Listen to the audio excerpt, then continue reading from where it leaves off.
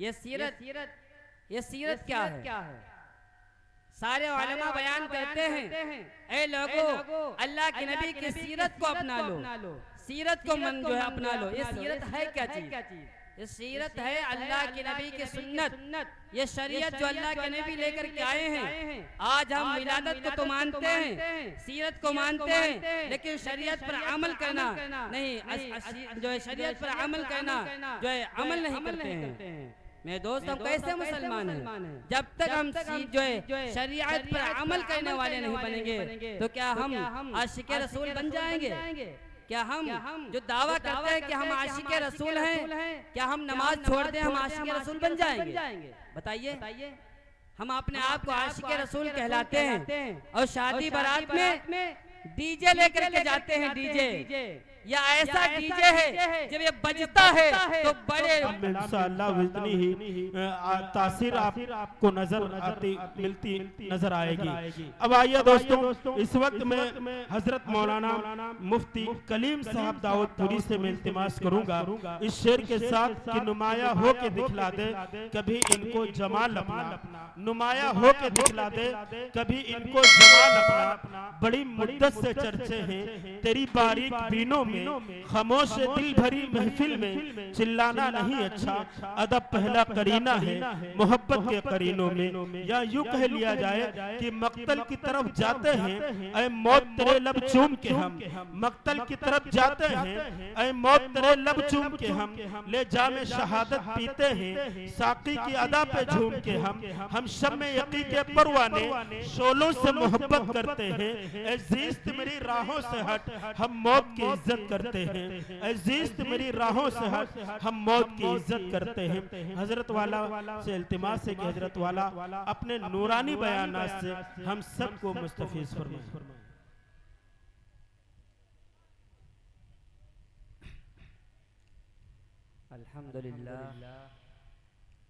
अल्हम्दुलिल्लाह रब्बिल आलमीन वस्सलातु वस्सलामु अला सय्यिदिल मुरसलीन वअला आलिहि वअस्हाबिहि अजमाइन।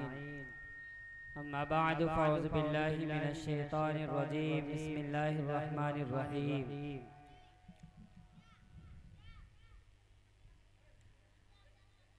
लक़द मन्नल्लाहु अलल मुमिनीना इज़ बअस फ़ीहिम रसूला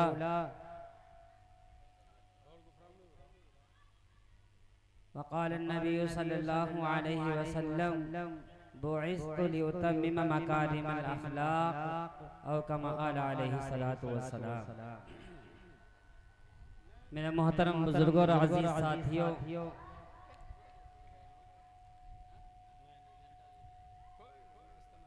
आप सबको मालूम है जो जलसा हो रहा है ये सीरतुन नबी के अनवान से हो रहा है। मिलादुन नबी के नाम से आज हर जगह हर गांव में प्रोग्राम हो रहे हैं।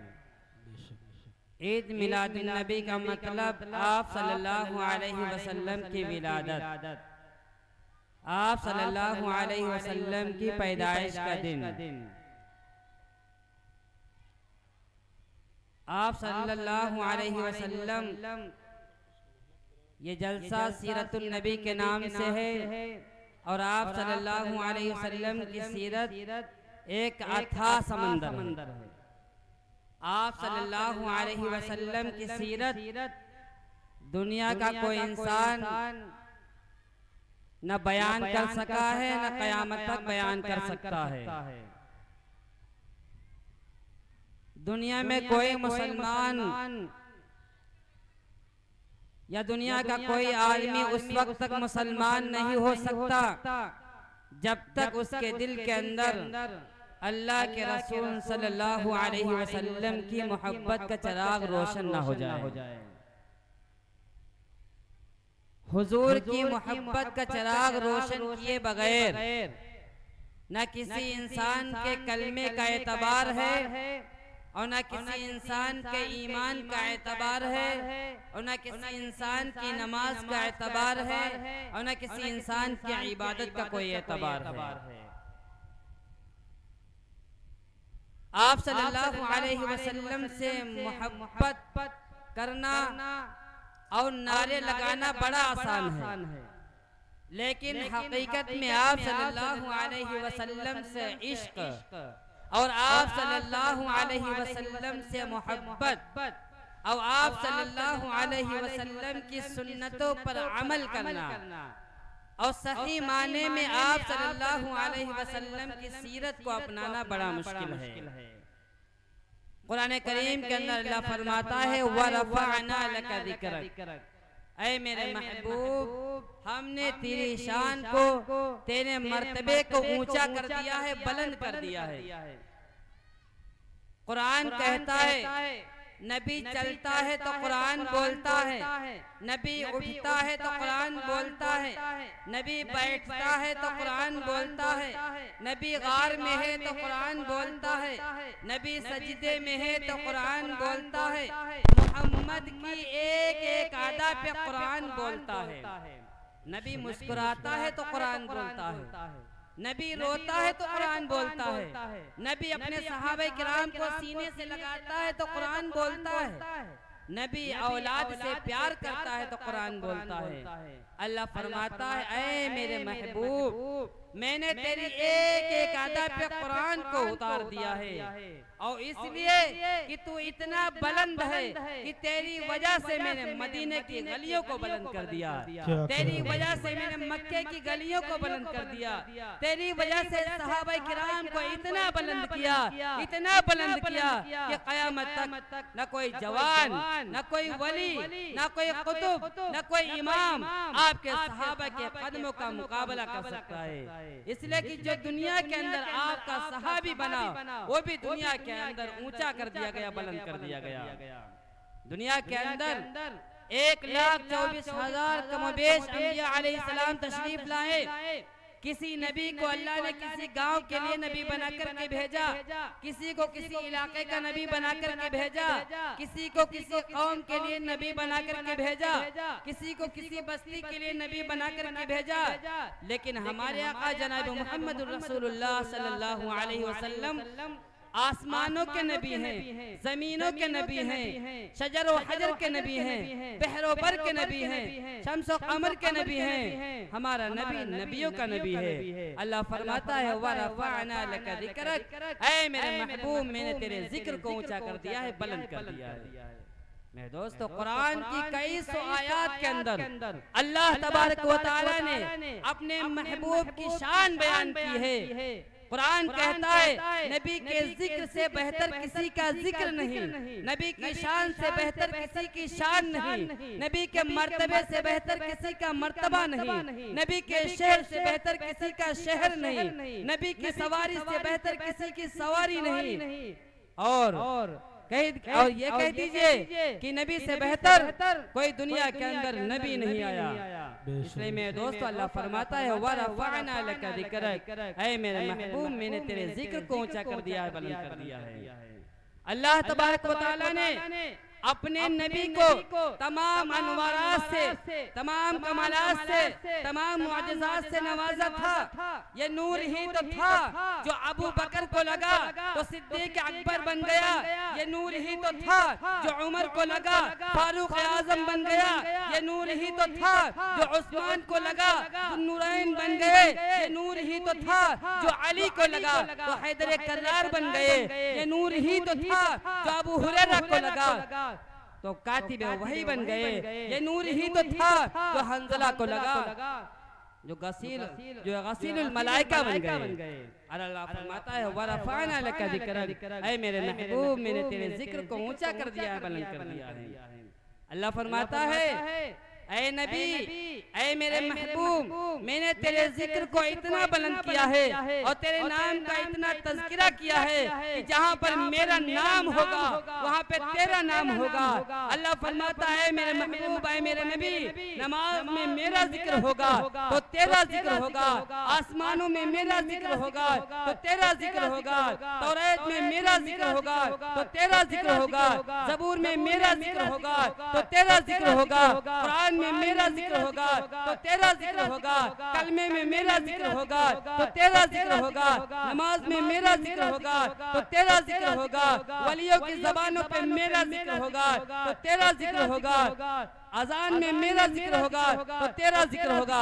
अल्लाह फरमाता है वरफ़अना लका ज़िक्रक, ऐ मेरे महबूब मैंने तेरे जिक्र को ऊंचा कर दिया है, बुलंद कर दिया है। सुभान अल्लाह।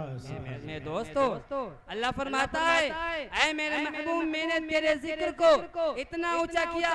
अल्लाह का कलाम बयान करता है कि जब अल्लाह के नबी के चेहरे का जिक्र आता है तो कुरान वज़्ज़ुहा कहता है, मेरे नबी के जुल्फ़ों का जिक्र आता है तो कुरान वल्लैल कहता है, हमारे नबी के अखलाक का जिक्र आता है तो कुरान इन्नका लअला खुलुक़िन अज़ीम कहता है, हमारे नबी के किरदार का जिक्र आता है तो कुरान लक़द कान लकुम फ़ी रसूलिल्लाहि उस्वतुन हसना कहता है, हमारे नबी के सीने का जिक्र आता है तो कुरान अलम नशरह लका सदरक कहता है, हमारे नबी के ज़माने का जिक्र आता है तो कुरान वल अस्र इन्नल इंसान लफ़ी खुस्र कहता है, हमारे नबी के शेर का जिक्र आता है तो कुरान कहता है ला उक़सिमु बिहादल बलद। अल्लाह फरमाता है वरफ़अना लका ज़िक्रक, ऐ मेरे महबूब मैंने तेरे जिक्र को ऊंचा कर दिया, बुलंद कर दिया है।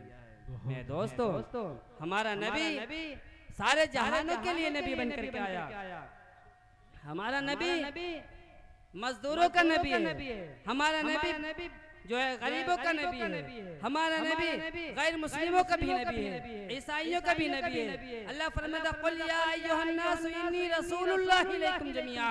अल्लाह फरमाता है नबी कह दीजिए ए कायनात के सारे लोगों, हम सब के नबी जो है नबी बना करके भेजे गए हैं। हमारा नबी अल्लाह फरमाता है मैंने अपने लिए जिस तरह से रब्बुल आलमीन का जिक्र किया है इसी तरह से मैंने तेरे लिए रहमतुल लिल आलमीन का जिक्र किया है। हमारा नबी रहमत बन करके आया, रहमतुल लिल आलमीन बन करके आया। हमारे नबी ने बड़ों के ऊपर शफकत की, बड़ों का अदब किया, छोटों के ऊपर शफकत की। लेकिन आज हमारा हाल क्या है? हमारा हाल क्या है? ना हम बड़ों का अदब करते हैं, ना छोटों के ऊपर शफकत करते हैं। हम अपने भाइयों के ऊपर, अपने बच्चों के ऊपर जुल्म करते नहीं करते। बहरहाल हमारे नबी रहमतुल लिल आलमीन बना करके भेजे गए। ये सीरत क्या है? सारे उलमा बयान करते हैं ऐ लोगों अल्लाह के नबी की सीरत को अपना लो, सीरत को मन जो है अपना लो। ये सीरत है क्या चीज? ये सीरत है अल्लाह के नबी की सुन्नत, ये शरीयत जो अल्लाह के नबी लेकर के आए हैं। आज हम विलादत को तो मानते हैं, सीरत को मानते हैं, लेकिन शरीयत पर अमल करना नहीं, जो है शरीयत पर अमल करना जो है अमल नहीं करते हैं। मेरे दोस्त, हम कैसे मुसलमान हैं? जब तक हम जो है शरीयत पर अमल करने वाले नहीं बनेंगे तो क्या हम आशिक़े रसूल बन जाएंगे? क्या हम जो दावा करते हैं कि हम आशिक़े रसूल हैं, क्या हम नमाज छोड़ दें हम आशिक़े रसूल बन जाएंगे? बताइए। हम अपने आप को आशिक़े रसूल कहलाते हैं और शादी बारात में डीजे लेकर के जाते हैं। डीजे या ऐसा डीजे है जब ये बजता है तो बड़े और बूढ़े लोग भी नाचने लग जाते हैं और हम कहते हैं हम आशिक़े रसूल हैं। हम अपने चेहरे पे दाढ़ी नहीं रखते, हम कहते हैं हम आशिक़े रसूल हैं। हम खाने के वक्त दस्तरखान नहीं बिछाते, हम कहते हैं हम आशिक़े रसूल हैं। कैसे हम आशिक़े रसूल बन सकते हैं जब तक हम अपने नबी जनाब मोहम्मद रसूलुल्लाह सल्लल्लाहु अलैहि वसल्लम के जो है किरदार जैसा अपना किरदार नहीं बनाएंगे, नबी के अखलाक जैसे अपने अखलाक नहीं बनाएंगे, तब तक हम आशिक़े रसूल नहीं बन सकते। आज मुसलमानों का हाल क्या है? आज मुसलमान दीन से बहुत दूर है, नमाजों से दूर है, फैशन की तरफ जा रहा है। जो दुनिया के अंदर देख रहा है वो कर रहा है। शायर कहता है दुनिया फैशन में दीवानी, अल्लाह अब हम का करी। दुनिया फैशन में दीवानी, अल्लाह अब हम का करी। लोगवा अमल करे शैतानी, अल्लाह हम का करी। कलिमा पूछो याद नहीं है, याद है फिल्मी गाने।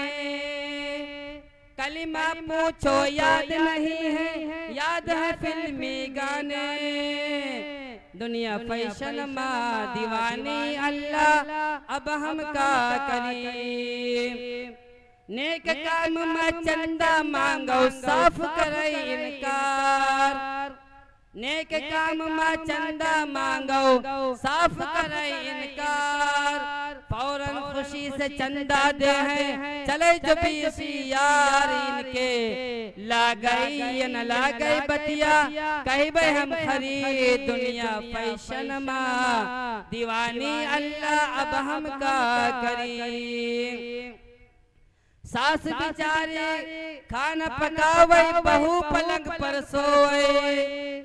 सास बिचारी खाना पकावे बहू पलंग पर सोए। सास बिचारी कर्म का अपने रातों दिन वो रोवे।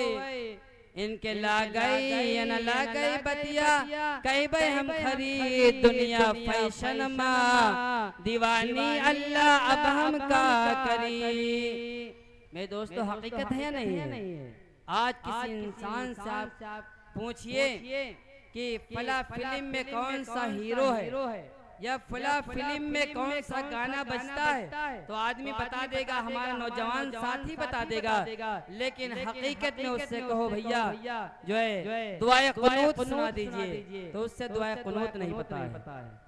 उसे कुल वल्लाहु अहद की सूरत नहीं पता है। उसे गुस्ल और वज़ू के फराइज नहीं पता है। हम कहते हैं यार हम नमाजें भी पढ़ते हैं और फिर भी हमें परेशानी मुश्किलें आफात घेरे हुए हैं। हकीकत में देखा जाए तो हम सबकी नमाजें ही नहीं होती। क्यों? जब हमें पता ही नहीं गुस्ल में फराइज कितने हैं, हमें पता ही नहीं वजू में फराइज कितने हैं। हम कितना भी पानी अपने ऊपर बहा लें हमारा गुस्ल नहीं हो सकता। जब तक हम फर्ज को अंजाम नहीं देंगे तब तक हमारा गुस्ल नहीं होगा। जब गुस्ल नहीं तो वजू नहीं, और जब वजू नहीं तो नमाज नहीं। इसलिए मेरे दोस्तों हम कहते हैं नमाज पढ़ते हैं। अल्लाह फरमाता है कुरान करीम के अंदर इन्ना सलाता तन्हा अनिल फहशाई वल मुनकर कि नमाज यकीनन बेहयाई और बुरी बातों से रोक देती है। लेकिन मेरे दोस्तों हम नमाजें पढ़ते हैं फिर भी परेशानियां मुसीबतें हमें नहीं छोड़ती।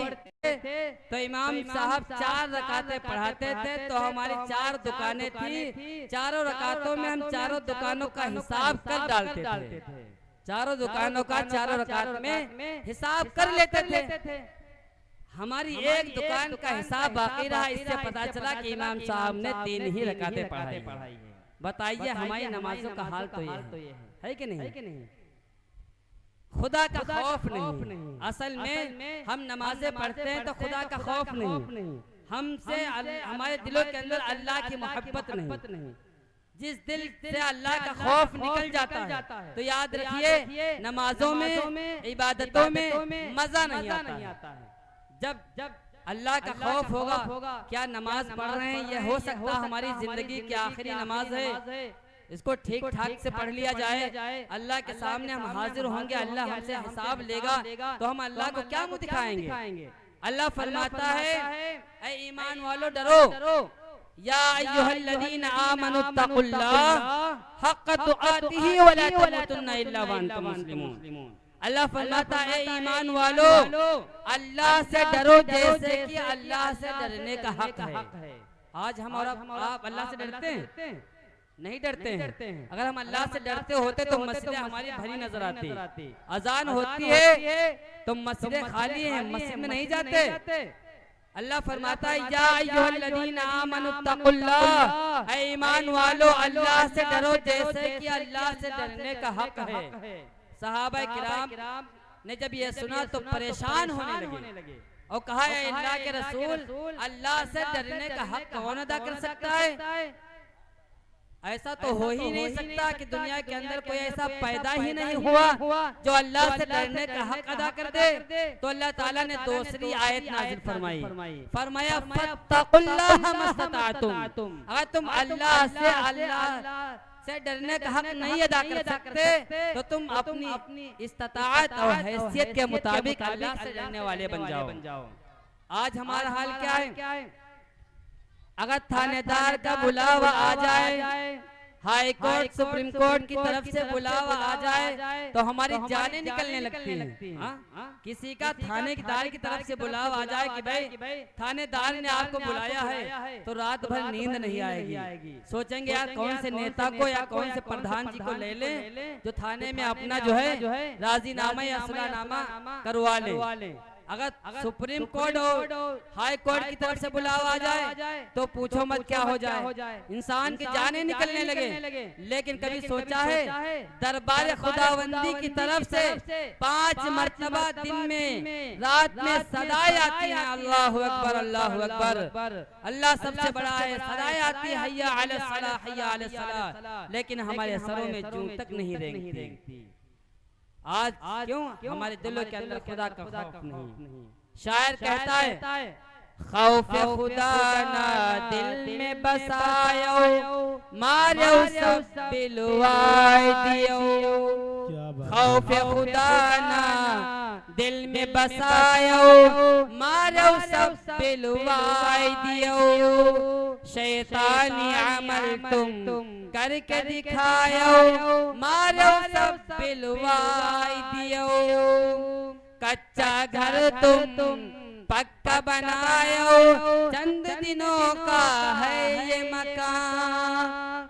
कच्चा घर तुम पक्का बनायो चंद दिनों का है ये मकान। और कब्र को अपनी बनाए न पायो मारो सब बिलवाए दियो। बहरेच को जाते देवा जाते अजमेर तलक तुम जाते हो। बहरेच को जाते देवा जाते अजमेर तलक तुम जाते हो। और गांव की मस्जिद जाए न पायो मारो सब बिलवाए दियो। है हकीकत है या नहीं ऐसा? और इंसान के पास पैसा है दौलत है, समझता है थोड़े और जमा कर लें तब हज करने के लिए जाएंगे, और जमा कर लें जब हज करने के लिए जाएंगे। लेकिन पैसा घर पे रखा रहता है, घर कचर रहा है, बैंक कचर रहे, लेकिन वो हज के लिए नहीं जा रहा है। हकीकत है नहीं? इसलिए मेरे दोस्तों खुदा का खौफ दिलों के अंदर पैदा करो। जिस दिल के अंदर आज हमारे दिलों के अंदर गैरों का खौफ आ गया है, गैरों का खौफ हमारे दिलों के अंदर आ गया है। याद रखिए जिसके दिल के अंदर गैर का खौफ आ जाएगा उसके दिल से खुदा का खौफ निकल जाएगा। अल्लाह का खौफ उस दिल के अंदर दाखिल ही नहीं हो सकता जिस दिल के अंदर जो है गैरों का खौफ होगा। आज लोगों मुसलमानों के दिल के अंदर हुकूमत का खौफ है कि पता नहीं मुसलमानों का क्या हो जाए, मुसलमानों के साथ जो है। याद रखिए ये दीन मिटने के लिए नहीं आया है, इस दीन को मिटाने वाले मिट गए, लेकिन ये दीन कभी न मिटा है न कोई मिटा सकता है। अल्लाह वादा करता है, क्या वादा करता है? आज इंसान डर रहा है। अल्लाह फरमाता वला तहिनु वला तहज़नु व अंतुमुल आलौना इन कुंतुम मुमिनीन। ऐ मुसलमानों खौफ ज़दा मत हो, डरो मत। शर्त ये कि तुम ईमान वाले रास्ते पर चलने वाले बन जाओ। ये कौन कह रहा है? ये जमीन का मालिक जो आसमान का मालिक है वो हमसे कह रहा है ऐ मुसलमानों घबराओ मत, डरो मत। शर्त लगाते हैं तुमसे, शर्त ये है कि तुम ईमान वाले रास्ते पर चलने वाले बन जाओ, बकिया हमारे ऊपर छोड़ दो। अगर तुम ईमान वाले रास्ते पर चलने वाले बन जाओगे तो अल्लाह फरमाता है मैं तुम्हें 3 चीजें अता करूंगा।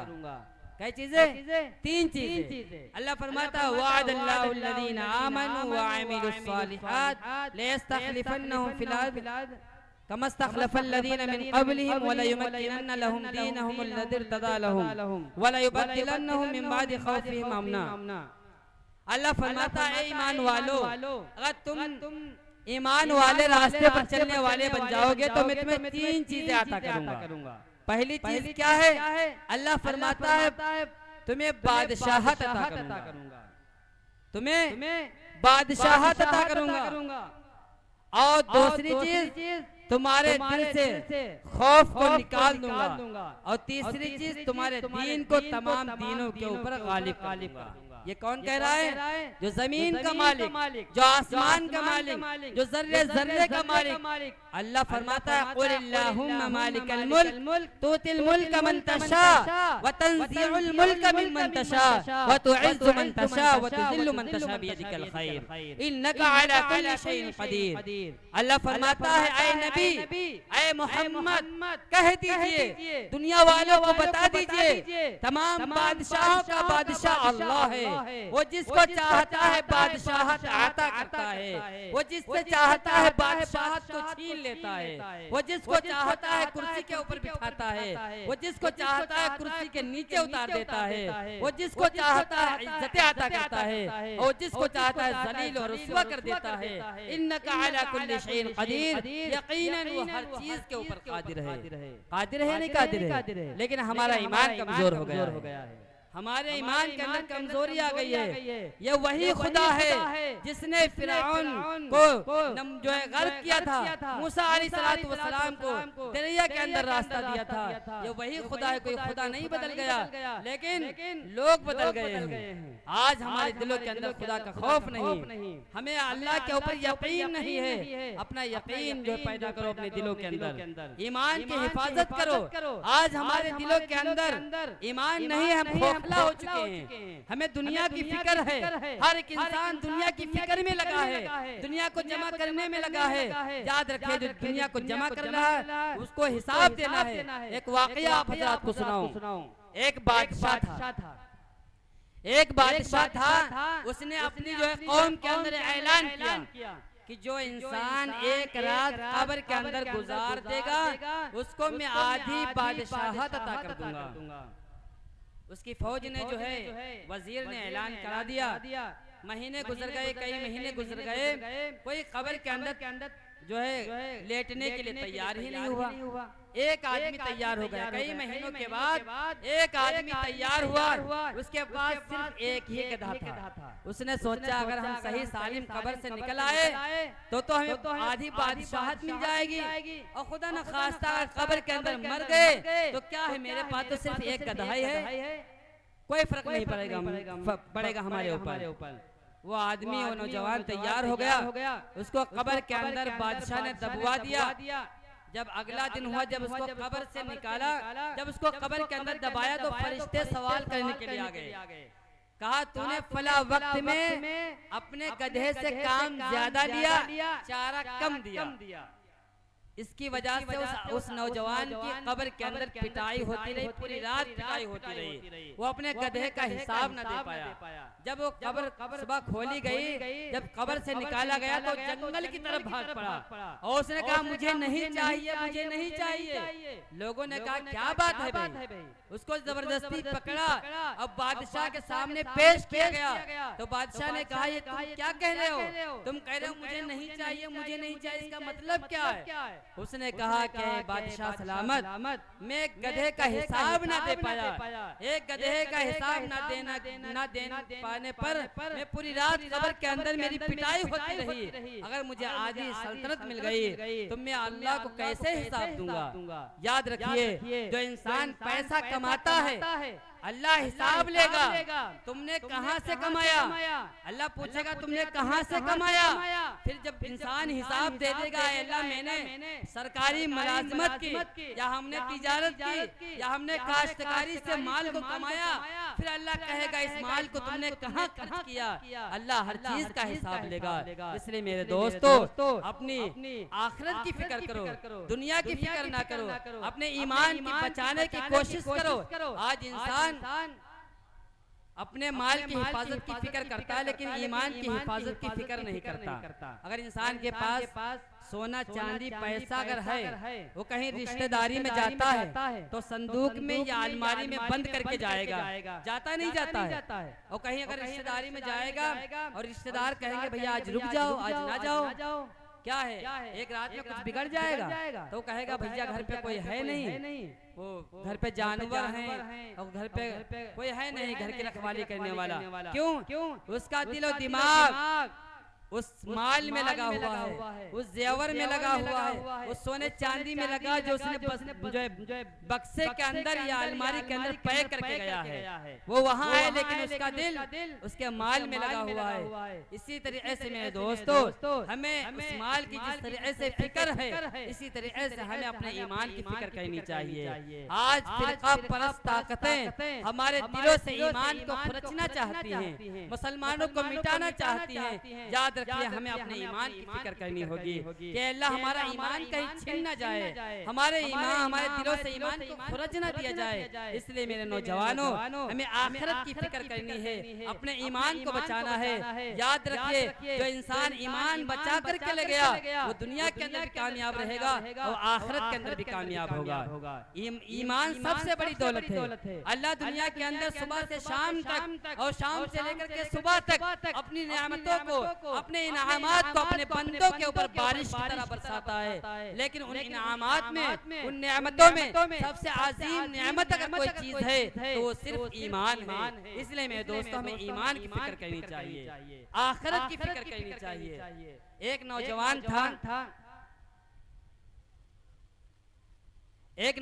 था, उसने हमेशा दुनिया को कमाया। गौर से सुनिए, इस वाकये के बाद अपनी बात खत्म कर दूंगा। एक नौजवान था, उसने हमेशा दुनिया को कमाया, माल और दौलत को इकट्ठा किया। जब वो मरने लगा तो उसके 4 लड़के थे। जब वो मरने लगा तो अपने लड़कों को बुलाया और कहा, भैया ऐसा है, हमने दुनिया कमाया है, बैंक बैलेंस बनाया है, जमीन जायदाद को इकट्ठा किया है, लेकिन हमने आखिरत के लिए कोई सामान नहीं तैयार किया है। बस एक शर्त यह है कि जब मैं मर जाऊं, शर्त कह लीजिए या वसीयत कह लीजिए, एक वसीयत है, जब मैं मर जाऊं तो मरने के बाद, मेरे मरने के बाद मेरी कब्र के ऊपर एक हाफिज जी को बुला करके कुरान पढ़वा देना। अब वो नौजवान मर गया, दुनिया से चला गया। चंद दिन गुजर गए तो 4 नौजवानों को, यानी उनके लड़कों को वो वसीयत याद आई कि अब्बा कह गए थे जब मैं मर जाऊं तो मेरे कब्र के ऊपर एक हाफिज जी को बुला करके कुरान पढ़वा देना। तो एक नौजवान, 4 नौजवानों में से एक नौजवान बड़ा भाई तैयार हुआ, एक हाफिज जी की तलाश में निकला। यह पुराने जमाने का वाकया, उस वक्त आलिम हाफिज नहीं मिलते थे। एक हाफिज जी की तलाश में निकला तो एक गांव में एक बड़े मियाँ भीख मांगते मिले। तो नौजवान कहने लगा, बड़े मियाँ आप गांव जाते हैं, भीख मांगते हैं, आपको पता होगा कि कौन से गांव में हाफिज जी हैं। कहा काम क्या है? कहा काम यह है कि हमारे अब्बा दुनिया से गुजर गए हैं। वो कह के गए थे कि बेटा मेरे कब्र के ऊपर एक हाफिज जी को बुला करके कुरान पढ़वा देना ताकि मेरी बख्शिश हो जाए, मैं जन्नत में चला जाऊं। तो उसने सोचा मौका बहुत अच्छा है, ऐसा करो ये जाहिल है, हम इनके सामने आलिम और मुफ्ती बन जाते हैं। उसने कहा ऐसा है भैया, हम हाफिज भी हैं और कारी भी हैं, उजरत मिलेगी? कहा हाँ उजरत देंगे, आपको महीने की तनख्वाह देंगे। वो नौजवान उस बड़े मियाँ को लेकर के आया, कहा कहाँ पढ़ना है? कहा अब्बा की कब्र के ऊपर पढ़ना है। अब्बा के कब्र के ऊपर बिठा दिया और बड़े मियाँ पढ़ना शुरू कर देते हैं। क्या पढ़ते हैं? ऐ अल्लाह में कुछ जानता नहीं, ऐ अल्लाह में कुछ जानता नहीं। दूसरा भाई कहता है यार बड़े भाई तो लेकर के आ गए हैं, हमारा भी हक बनता है, हम भी कोई हाफिज जी को पकड़ के ले आए। वो भी तलाश में निकलता है, वो भी एक जाहिल कुबड़ नकली के कर लोग होंगे रवाना, कब्र में फेंक देगा जमाना, फेंक कर लोग होंगे रवाना, मिट्टी डालेंगे फिर मुट्ठी मुट्ठी, ये भी हिस्सा चुकाना पड़ेगा। 4 दिन की है ये जिंदगानी, रीत है ये यहाँ की पुरानी। 4 दिन की है ये जिंदगानी, रीत है ये यहाँ की पुरानी। आज मैं जा रहा हूँ यहाँ से, कल को तुमको भी आना पड़ेगा। यहाँ पर किसी की बनी ना बनेगी, मिले मिलेगी तो 2 गज ज़मीं ही मिलेगी। हकीकत है या नहीं? अब दुनिया से जाने वाला वहाँ फंस गया, लेकिन घर के लोग कहने का मकसद ये है कि हम अपनी जिंदगी में आखिरत की तैयारी करें और अपने बच्चे को हाफिज़ कुरान बनाएं, कुरान पाक की तालीम दें, है कि नहीं? अगर हम बच्चे को कुरान की तालीम देंगे तो किसी आलिम हाफिज को बुलाने की जरूरत नहीं पड़ेगी। अपने बच्चे को इतनी तालीम दो कि कम से कम वो हमारे जनाजे की नमाज तो पढ़ा सके, है कि नहीं? लेकिन हमारा हाल ये, जिस इंसान के पास चंद टके हो जाते हैं वो कुरान को पढ़ाना तौहीन समझता है, वो अपने बच्चे को इंग्लिश मीडियम में डालता है, उसे डॉक्टर और मास्टर बनाता है। अच्छी बात है, बनाइए, शरीयत मना नहीं करती, लेकिन सबसे पहले आप अपने बच्चे को हाफिज कुरान बनाइए। इसलिए मेरे दोस्तों, आज हमारा हाल क्या है? कुरान पाक की तालीम से हम दूर हैं। ना हम में से बहुत से मुसलमान ऐसे हैं जो कुरान को खोल करके नहीं देखते। एक कुरान को खोलने का वाकया बताऊंगा आपको। जैसे आपके यहाँ भी इमाम साहब होंगे या मौलवी साहब होंगे, उनकी आप दावत करते होंगे। एक वाकया है, कहने का मकसद ये है कि हम मुसलमानों का हाल ये है कि हम कुरान को खोल करके नहीं देखते। महीने गुजर गए, सालों गुजर जाते हैं, रमजान में या महीने 2 महीने के बाद कुरान खोल करके देख लिया तो देख लिया, वरना जरूरत नहीं पड़ती कि कुरान को खोल करके देखें। या कोई दुनिया से चला गया तो उसकी कुरान खाने में हमने शिरकत कर ली।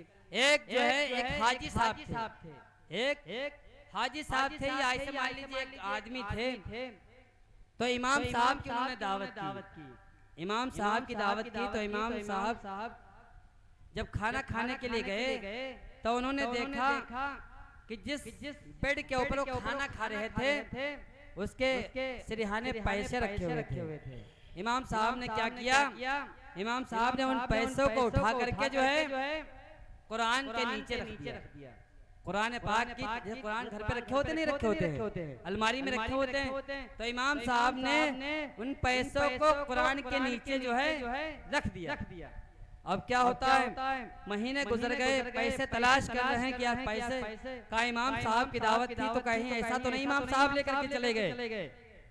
महीने गुजर गए, 2 महीने गुजर गए, 2, 4, 5 महीने के बाद जब जो है कुरान को उठाया तो देखा कि कुरान के नीचे पैसे मिले। तो अब कहने का मकसद ये है कि बताइए 4 महीने हो गए, 4 महीने तक घर के किसी फर्द ने कुरान खोल करके नहीं देखा या कुरान को नहीं उठाया। अगर कुरान को उठाया होता तो पैसे उसके नीचे मिल जाते। इमाम साहब ने कहा हमने पैसे वहाँ पर इसलिए रख दिए थे ताकि हम आपका जायदा लें कि आपके यहाँ कुरान पाक की तिलावत होती है नहीं होती है। बताइए 4 महीने के बाद जब घर वालों ने कुरान को उठाया तब उन्हें पैसे मिले। इससे पता चलता है कि हम नौजवानों का हाल क्या है, हम मुसलमानों का हाल क्या है। अल्लाह फरमाता है, एक मर्तबा इमाम अहमद इब्न हंबल रहमतुल्लाह अलैह ने अल्लाह को ख्वाब में देखा तो अल्लाह से सवाल कर लिया कि अल्लाह मैं तेरा मुकर्रब बंदा कैसे बन सकता हूँ। तो अल्लाह ताला ने कहा ऐ इमाम अहमद इब्न हंबल, अगर तुम मेरे महबूब बनना चाहते हो, मेरे मुकर्रब बंदा बनना चाहते हो तो तुम मेरे कलाम की तिलावत करने वाले बन जाओ, कुरान पाक को पढ़ने वाले बन जाओ। लेकिन मेरे दोस्तों आज हमारा हाल ये कि हम कुरान को खोल करके नहीं देखते, कुरान पाक की तिलावत नहीं करते। आज हमारे पास मोबाइल चलाने के लिए टाइम है कि नहीं, लोगों के साथ गपशप करने के लिए टाइम है, बाजारों में जाने के लिए टाइम है। लेकिन अगर हमारे पास टाइम नहीं है तो कुरान पाक की तिलावत के लिए टाइम नहीं है, नमाज पढ़ने के लिए टाइम नहीं है। हमारे मुसलमानों का हाल क्या है? फजर पढ़ लेते हैं तो जोहर छोड़ देते हैं, जोहर पढ़ लेते हैं तो असर छोड़ देते हैं, 2 टाइम की पढ़ते हैं तो 3 छोड़ देते हैं, 3 पढ़ते हैं तो 2 छोड़ देते हैं। ये नमाजों का हाल है हम मुसलमानों का। ऐसी नमाजें अल्लाह हमारे मुंह पे मार देता है, ऐसी नमाजें अल्लाह को कबूल नहीं होती। इसलिए मेरे दोस्तों नमाजें पढ़ो तो पाबंदी के साथ पढ़ो। अल्लाह फरमाता है इन्ना सलात कानत अलल मोमिनीन किताबम मौक़ूता, ये 5 टाइम की नमाजें जो मुसलमानों के ऊपर फर्ज है, ये मुकर्ररा वक्तों में फर्ज है। टाल मटोल हमें नहीं करनी चाहिए, नमाज हमें पाबंदी के साथ 5 टाइम की पढ़नी चाहिए। इसलिए मैं दोस्तों अल्लाह से दुआ करो कि अल्लाह ताला हम सबको नमाजों की पाबंदी करने की तौफीक नसीब फरमाए। औरतों के बारे में एक नज़्म है, वो सुना करके अपनी जगह लेता हूँ। दुनिया में औरतों की कोई इज्जत नहीं रही, दुनिया में औरतों की कोई इज्जत नहीं रही, बेफातिमा सी अब कोई औरत नहीं रही।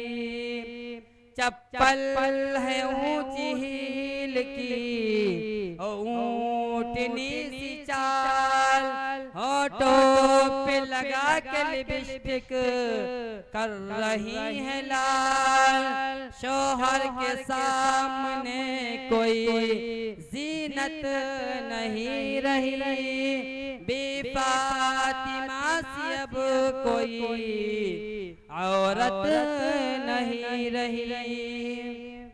औलाद मांगती है ये पीरान पीर से, औलाद मांगती है ये पीरान पीर से, पीरों को ये मनाती हैं खुरमा व खीर से। गीबत में सबसे आगे औरत की जात है, चुगली तो इनके सामने बस दाल भात है। अल्लाह से दुआ करो कि अल्लाह ताला ने जो हमसे बातें कहलवाई हैं उन सब पर हम सबको अमल की तौफीक नसीब फरमाए।